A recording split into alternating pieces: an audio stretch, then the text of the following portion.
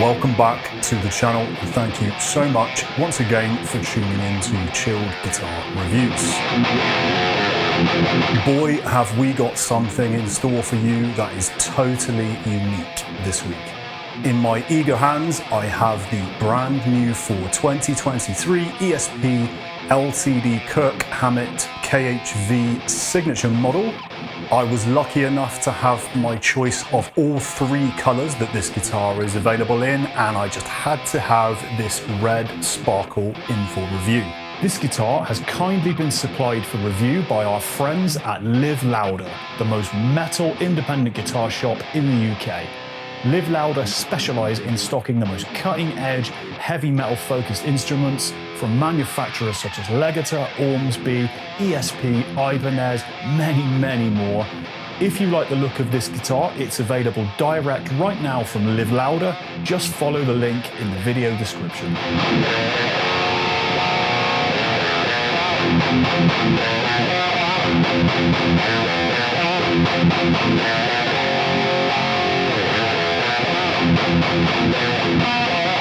One of the great pleasures of this channel is not only getting to arse around with guitar kit and make content for you guys, but it's getting to play guitars that I wouldn't otherwise get a chance to play. And furthermore, it's playing guitars that I actually probably wouldn't even choose to play were I not doing it to make a video for you guys.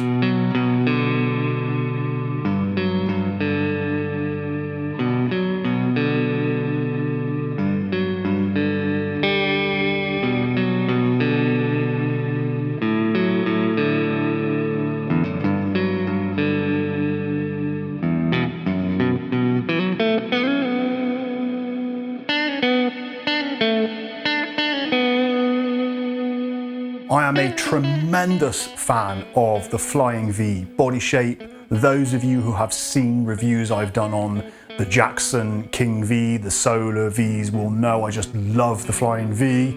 The very first time I saw and fell in love with the Flying V body shape was on an episode of The Young Ones where Motorhead were playing Ace of Spades live, and one of the guitarists was playing a black Flying V, and I had never seen a guitar like that before, and I was like, oh my god, that's the coolest thing I've ever seen. I was really young at that point and I didn't even know guitars could come in non-standard shapes like that. Quite a few of you have requested that I review the ESP Arrow, so I spoke to my good friend Dan at Live Louder and I said, look, lots of people are saying I should review an ESP Arrow, and he said, well, it's funny you say that, I have just had a shipment which comprises all the colours of the rainbow of the new Kirk Hammett signature model, which is based on the ESP Arrow. So as I said, this guitar comes in three colours: red sparkle, gold sparkle, or black sparkle. Now just to explain the ESP Arrow body shape to you, this body shape is available in everything from 600 quid affordable LTD guitars all the way up to the full-blown Japanese-made E2 version. Now as you can see, this is an offset V design. And I would probably describe this as a kind of hybrid, a kind of mixture of a full-size Flying V and a Randy Rhoads V. The lower horn on the body is smaller than the upper horn, but it's nowhere near as small as a Randy Rhoads.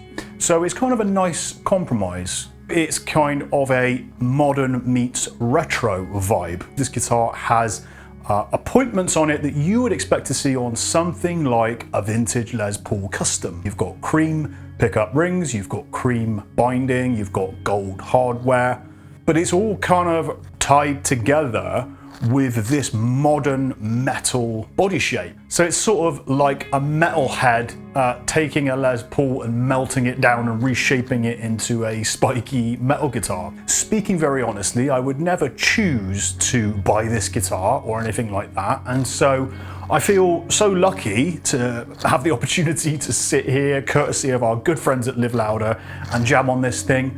And as you'll see later on in the video, I have really enjoyed myself with this guitar.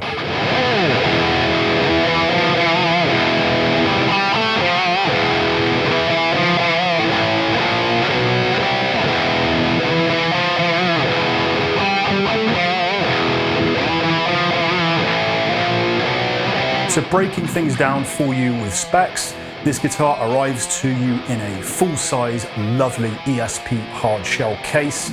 We all know I thoroughly enjoy a guitar that comes with the very minimum of gig bag, but this thing comes with a proper padded lined hard shell case. This guitar is currently retailing around the £1,500 price point, so it's certainly at the top end of the LTD range. And so the specs, as you would hope, are really quite good. So we have a Carina body. This is a neck-through construction.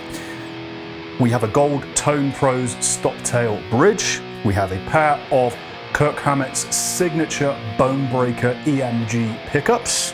Nice blingy polished extra jumbo frets, which are nickel. They are not stainless steel, but this is something that's basically normal on LTD guitars. I don't think I've reviewed one so far that has stainless steel frets, so that just seems to be a feature of the range. We have some nice chunky LTD locking machine heads, and we have a molded nut. Now, molded is sort of a code word for plastic, and as regular viewers of the channel will know, I do not really like plastic nuts. Now, the reason for this is plastic nuts can be perfectly fine, but if you get a badly done plastic nut, the guitar will just never stay in tune. And for a good example of this, you can check out the Solar X2.6 review. That guitar had a plastic nut, and my God, would that thing not stay in tune. Now, in the case of this guitar, tuning stability has been exemplary, and this is something I am finding the more and more LTD guitars I play. The majority of them do come with molded nuts. So whilst the actual material for this nut is plastic, it appears to be really well done, and I don't think I'm just getting lucky with this and getting a good one and the rest are not good, because thinking back even as far as, say, my review of the ESP EC1000, that had a molded plastic nut, and that I had no tuning issues with that at all, really. LTD seem to be doing a good job of manufacturing their molded plastic nuts for their guitars, and I can completely tell you in an unbiased way, every single one I've reviewed so far has been fine.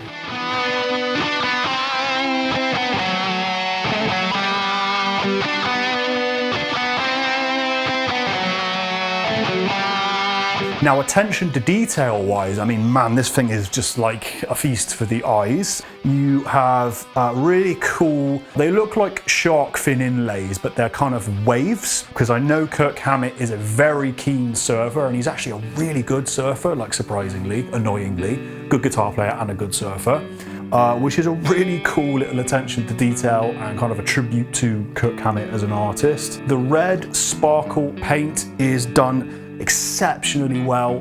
There's a lovely big volute on the back of the headstock for a nice bit of muscle memory. There's cream pickup rings which match the cream binding, which also extends the entire length of the neck and the headstock. Specs wise, this thing is great. You know, this is a top end LTD. Those of you spending 1,500 quid on this thing, I think are going to feel like you're getting every penny of what you spent when you pull this thing out of the box.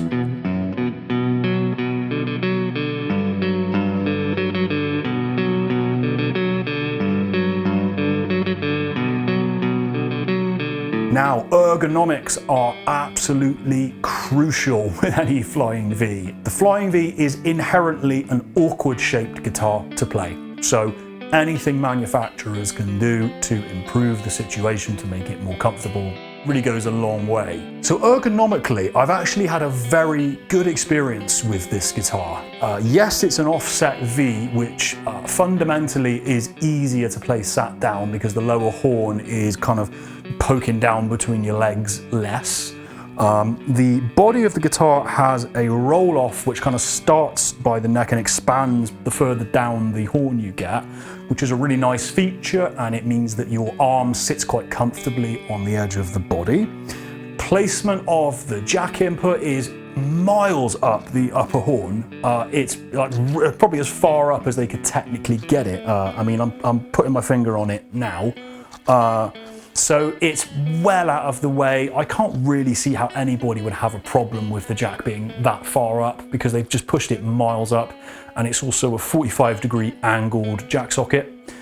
So they've done a really good job there, I think, with the jack input. Like, there's never really a good place to put the jack socket on a Flying V, but I think this is as good as you're going to get fundamentally. Balance-wise, you probably would have spotted by this point that although I am sat down and I've been playing sat down for this video, I still have a guitar strap on. You don't need to do this. This is a personal preference of mine, so anytime I get a Flying V, I always keep a strap on the guitar, just short enough so when I'm playing sat down, it's just providing me enough support where the guitar doesn't kind of do this falling thing, and I'm not having to support it with my wrist because it really just kind of messes with my playing a little bit. You can absolutely play this thing sat down without a strap, no problem. You just have to kind of close your legs together a bit more, as I'm doing in this clip here. I'm pleased to report that neck dive is not an issue at all.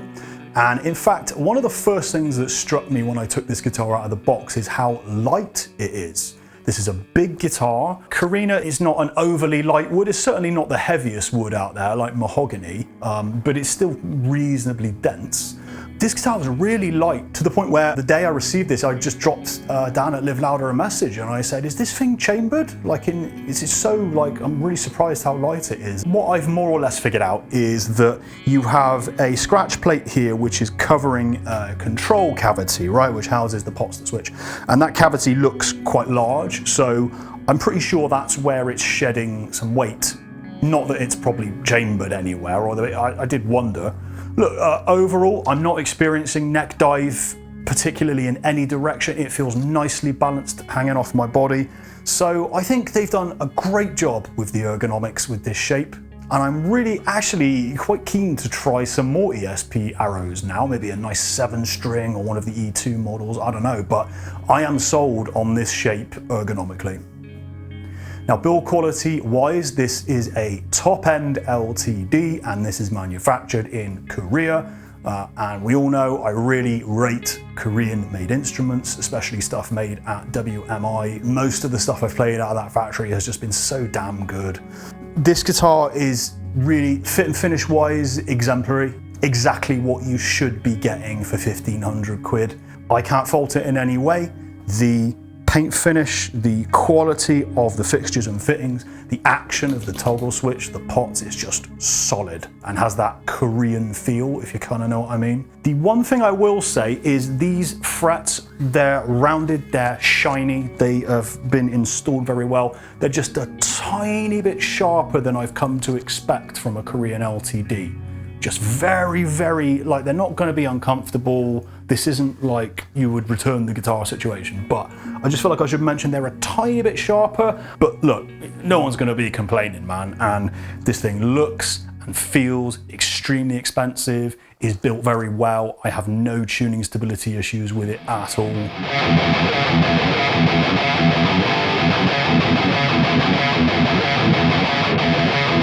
Now, pickups, well, look, again, I find myself in the position of, look, I would not be playing through these EMG Bonebreaker pickups were I not doing this for a video.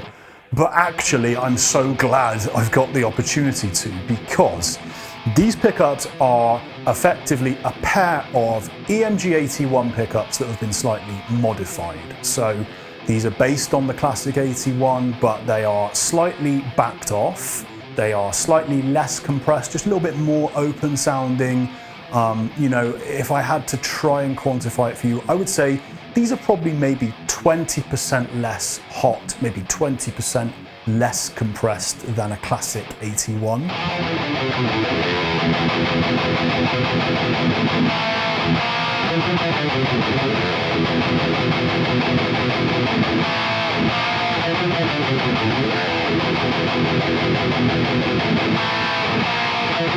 They still have the same kind of resonant qualities and the same push and response as an EMG-81, so they're just chuggy and smooth and just really enjoyable to play through.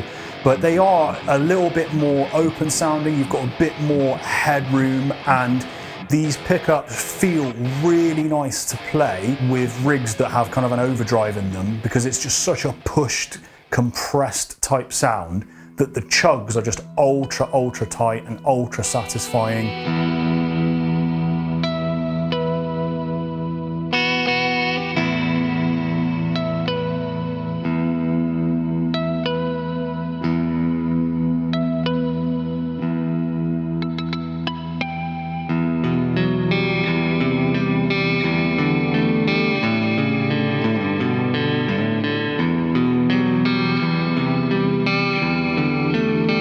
The neck pickup really was quite a surprise to me. I have never played an EMG-81 in the neck position, and I've obviously never played a bone breaker in the neck position. I'm really pleased to say that the clean tones I was getting from this neck pickup are surprisingly warm, quite articulate, quite bright sounding, lively, kind of all the things that I dislike about the sort of EMG-85 is kind of fixed with the neck pickup on this, and playing some of these Metallica clean passages, I was really surprised. Oh, there's actually, I definitely have a set of these.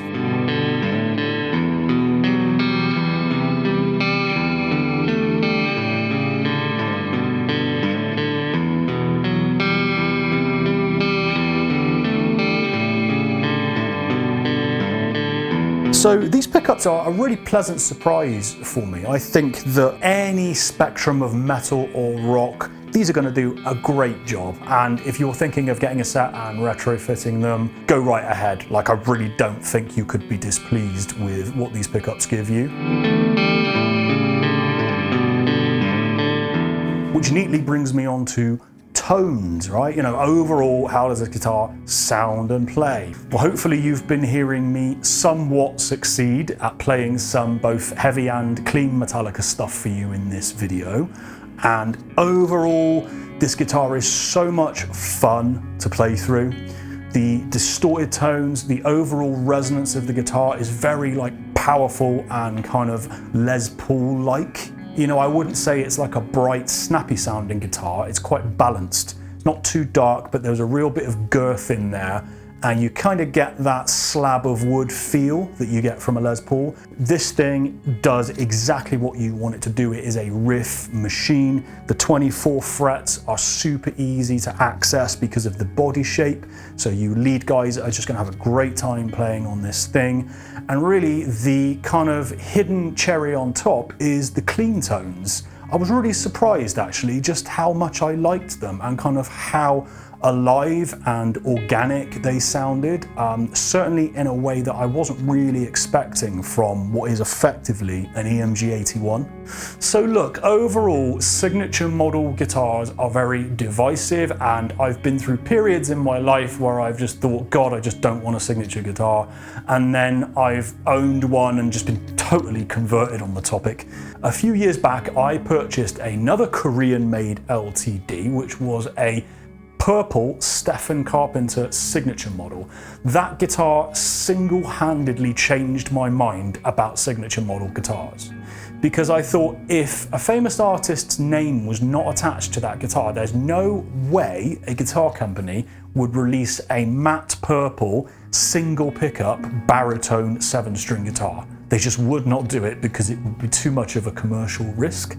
And equally, there's no way LTD would have come up with a metal Flying V shape, but with all the finishing and appointments of a vintage Les Paul, had it not been a Kirk Hammett signature model. It wouldn't exist if it wasn't a signature model guitar. So these guitars give us an opportunity to own and play very unique instruments, certainly with unique paint finishes that manufacturers otherwise just would not take a risk on. And going back to what I said at the start of the video, which is that one of the great pleasures of this channel is to play instruments I otherwise wouldn't have a chance to and certainly wouldn't choose, I'm finding myself surprisingly reluctant to want to send this back to Live Louder. I think I really need a flying V back in my life again. I haven't owned one for quite a while, despite having had a collection of like dozens over the years. But I really think it's time for me to get a flying V back into my collection. That's my conclusion after making this video for you, and hopefully you can take from that that my overall impression of this guitar is very, very positive. What do you guys think about what you've seen? I know the finish and all the hardware is going to be divisive. You're either going to love it or you're going to hate it, but you cannot accuse this guitar of not being something completely unique. What say you guys? Yay or nay on the ESP KHV? If you've enjoyed this video and you've gotten this far, thank you so much for watching. I would really appreciate it if you could like the video and subscribe to the channel, because it really helps me out and encourages me to keep producing these videos for you. Better yet, you can financially support me via the Buy Me a Coffee link in the video description. Even if you donate me £1, £2, I don't care. It's so greatly appreciated. It all goes straight back into the channel to make more guitar videos for you guys. Until the next chilled review, take care of yourselves, and I'll see you soon.